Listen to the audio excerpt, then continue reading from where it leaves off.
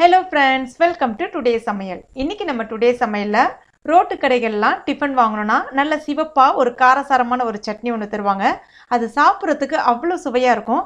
அந்த சுவையோட அந்த மணத்தோட ரொம்ப குயிக்கா, ரொம்ப எளிமையா, ரொம்ப சுலபமா எப்படி அதே சட்னியை நம்ம செய்யலாம் தான் இன்னைக்கு நம்ம இந்த வீடியோவில் பார்க்க போறோம். முதல்ல ஒரு மிக்ஸி ஜார் எடுத்துங்க. இதில் 20 போல சின்ன வெங்காயம் தோல் உரிச்சிட்டு சேர்த்துக்கலாம். அதுக்கு அடுத்துதான் 2 மீடியம் சைஸ் தக்காளி பழம் கட் பண்ணிட்டு சேர்த்துக்கலாம். அதுக்கு அடுத்துதான் ஒரு 6 பல்லு போல் பூண்டு தோல் உரிச்சிட்டு சேர்த்துக்கலாம். அப்புறமா ஒரு 6 போல் வரமிளகா சேர்த்துக்கலாம். உங்களுக்கு காரம் இன்னும் நல்லா வேணும்னா இன்னும் 2 மிளகாய் சேர்த்துங்க. இது வந்து குழந்தைங்க எல்லாமே சாப்பிட்லாம், அந்த அளவுக்கு காரம் கரெக்டாக இருக்கும்.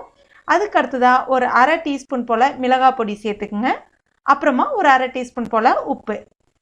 இப்போ இது நம்ம அரைச்சிடலாம். அரைக்கிறதுக்கு கொஞ்சம் கூட தண்ணி வந்து பயன்படுத்தாதீங்க, ஏன்னா தக்காளியில் இருக்க தண்ணியே வந்து போதுமான அளவு. இப்போ இதை ஸ்மூத் பேஸ்ட்டாக அரைச்சி எடுத்தாச்சு.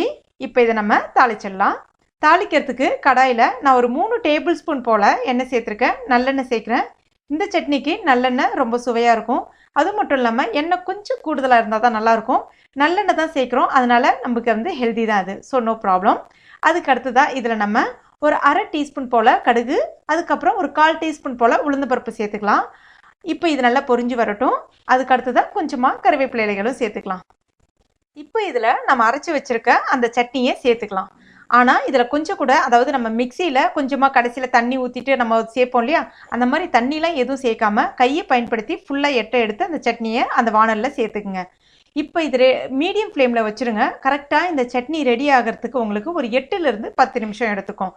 எப்பவுமே இந்த மாதிரி சட்னி நம்ம கொதிக்க விடும்போது கண்டிப்பாக மீடியம் ஃப்ளேமில் வச்சு கொதிக்க விடுங்க. அந்த மாதிரி அதுலேருந்து எண்ணெய் வந்து பிரிஞ்சு வர்ற அளவுக்கு கொதிக்க விடணும்.